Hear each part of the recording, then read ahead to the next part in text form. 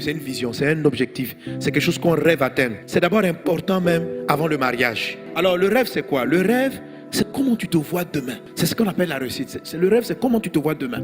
Donc depuis que tu es jeune fille, il faut créer. Dieu travaille à partir des rêves. La Bible dit que Dieu est capable de faire au-delà de ce que nous pouvons imaginer et penser. Le plus souvent, des personnes rentrent dans le mariage, avant le mariage, ils ne rêvent pas. La seule chose qu'ils pensent, c'est de quitter le célibat. Et il ne faut pas fuir son passé, il faut le quitter. Mais il faut le quitter parce qu'on a une destination. Alléluia. La vision de la finalité de ta vie détermine la manière dont tu vas démarrer et détermine tes choix et ton attitude. Si quelqu'un court une course de 1000 mètres, il ne va pas avoir le même démarrage que quelqu'un qui court une course de 100 mètres. Comment est-ce qu'on peut bien démarrer un mariage? Comment est-ce qu'on peut bien démarrer une relation? Pour pouvoir démarrer quoi que ce soit, un démarrage, ça veut dire le départ d'une chose, départ d'un mariage, départ d'une entreprise, tout ce qui est départ. Il n'y a pas de bon départ et de mauvais départ. Le départ est fonction de l'arrivée. C'est l'arrivée qui détermine comment tu vas démarrer. Quelqu'un qui démarre un 1000 mètres, comme s'il allait courir un 100 mètres, il a mal démarré.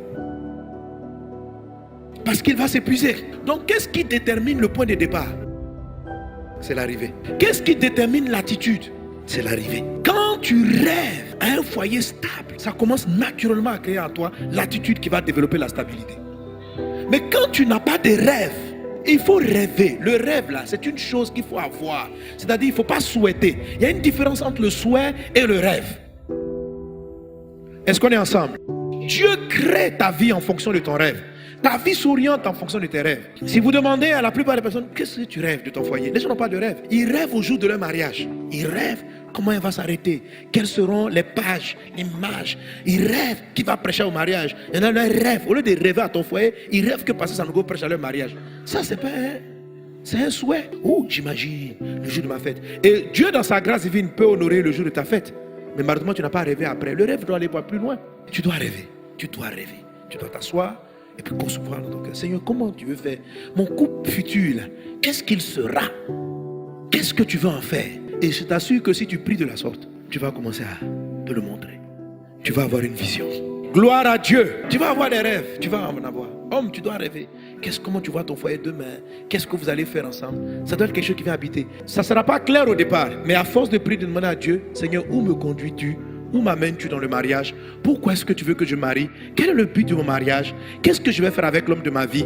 Tu n'es pas encore marié, mais tu commences à rêver. Et lorsque je prends Genèse chapitre 2 et que j'arrive, la Bible dit quoi? Pour pouvoir créer Ève, Dieu a plongé Adam dans un profond sommeil. Or, le livre de Job, Job dit ceci, que quand l'homme, l'expression profond sommeil, ce n'est pas une expression hasard. Lorsque Dieu plonge quelqu'un dans un profond sommeil, il lui donne des rêves. Donc ça veut dire quoi? Que quand Dieu a plongé Adam dans un profond sommeil, il a dit à l'Éternel, Dieu fit tomber un profond sommeil sur l'homme. Pourquoi Dieu a fait dormir Adam? La Bible dit, il s'endormit et il prit une de ses côtes et il referma la chair à sa place. Et lorsqu'Adam se réveille, il va dire, cette fois, celle qui est os de mes os, chair de ma chair, on l'appellera femme. L'expression qu'il donne, c'est comme s'il avait déjà vu Ève. Genre, cette fois-ci, on l'appellera femme parce qu'elle a été prise de l'homme. Il l'a reconnue. Comment il a fait pour la reconnaître? Parce qu'il avait rêvé. Écoutez, Dieu a tracé les chemins de tous les hommes dans leur cœur. Donc, le type d'homme, le type de femme que tu vas avoir, ça se crée déjà en toi. C'est pourquoi, donc quand Adam a rêvé, Dieu l'a endormi pour qu'il rêve. Pourquoi il fallait l'endormir? Aujourd'hui même on fait des interventions chirurgicales à yeux ouverts. Mais Dieu l'a fait dormir. Pourquoi? Parce qu'il voulait qu'il rêve. Et quand il a rêvé, il a enlevé à partir de son cœur, donc de la côte, et il a créé la femme. Donc quand Adam l'a vu, il l'a reconnu. Alléluia. Je n'ai pas dit que tu vas rêver que ton mari est grand, il a une taille. C'est pas ça que je parle. Je parle de voir au-delà. Donc, mes filles qui n'étaient pas encore mariées, rêvez. Je sais que tu vas me dire, parce que si je rêve, je vais souffrir. Souffre la souffrance du rêve. Rêve. Frère, je sais que tu vas dire que tu vas souffrir, mais est-ce que tu rêves? Tout ce que tu es en train de faire, tu es en train de fuir le célibat. Dieu ne bâtit pas avec les filles. Tu fuis ton âge. Tu as peur de la ménopause. Ton âge est en train d'avancer et c'est pour ça que tu es en train de prendre une décision. Ce n'est pas par rapport à un objectif. Tu es en danger. Dieu n'a pas besoin que tu rêves pendant 7 ans pour te donner le foyer idéal. Rêve maintenant. Peut-être même cette nuit, dès que tu vas, après mon message là, cette nuit tu rêves. Avant lundi prochain, tu le rencontres. Rêve, rêve, rêve, rêve. Maintenant, quand on est marié aussi, on rêve. Il faut rêver. Alléluia. C'est pourquoi un des puissants dons que le Saint-Esprit nous donne, c'est le rêve. Il va donner des songes, il va donner des visions. Parce que l'homme s'oriente en fonction de sa vision. La vision, quelquefois, tu n'en sais pas l'objectif final. Vous voyez, la vie, c'est comme un GPS. Quand tu cours 1000 mètres, tu sais, tu ne vois pas la destination. Tu vois ça dans ta tête.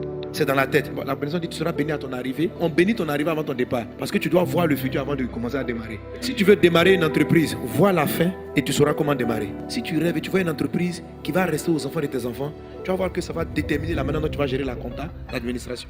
Or, si tu n'as pas de rêve, tu vas voir, tu vas vouloir manger tout de suite et maintenant. Tu ne vas pas faire des investissements stratégiques. En fait, ce que tu vois détermine ce que tu vas faire. La Bible dit, quand il n'y a pas de vision, le peuple est sans frein. La vision te donne une attitude, te donne un comportement. Alléluia. Alors, il faut rêver. Il faut rêver. Et chaque fois que tu perds de visibilité le futur, demande à Dieu et il va le faire. Quand tu commences à rêver à l'homme, à la femme, au type de foyer que tu veux. Est-ce que tu as déjà pris le temps d'imaginer ce que tu veux? Est-ce que tu sais comment, le jour, quand tu vas vieillir, tu seras prêt? Est-ce que tu vois la fin de ton foyer? Il faut que tu vois ça. Je crois qu'il y a des gens, s'ils voient ça, c'est-à-dire que s'ils ferment les yeux, hein, tu couches toutes les filles là. Tu vas te rendre compte que tu as 65 enfants sur la terre qui ne voient jamais leurs parents. Non, je suis convaincu que si des gens voyaient un futur et ils allaient voir que, en fait, la manière dont tu es en train de jouer avec les dames, voilà ce que ça va produire dans 40 ans. Tu enseignes une partie, et puis les enfants n'ont pas de papa. J'avais que Dieu te prenne et puis qu'il aille te montrer le futur que tu es en train de bâtir.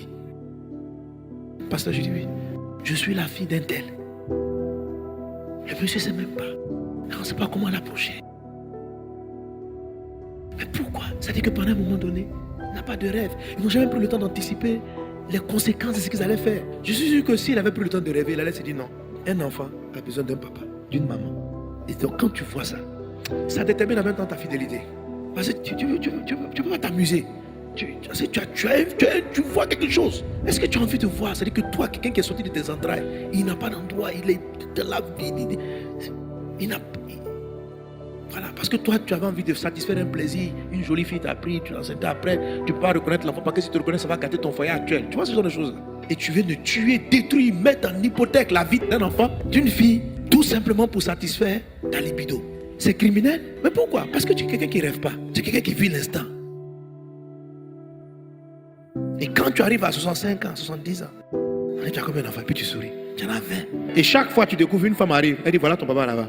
Vous savez, on a tous des parents comme ça. Hein? Le jour où il décède là, vous avez déjà vu ça? Hein? C'est là les enfants viennent se présenter. Vous voyez la vie? Est-ce que c'est le rêve que tu veux? Est-ce que c'est détruire des enfants? Il faut rêver, il faut voir le futur pour que votre mariage réussisse. Et quand vous avez ce rêve, c'est comme un GPS. Vous mettez là dans la destination. C'est trop beau le GPS.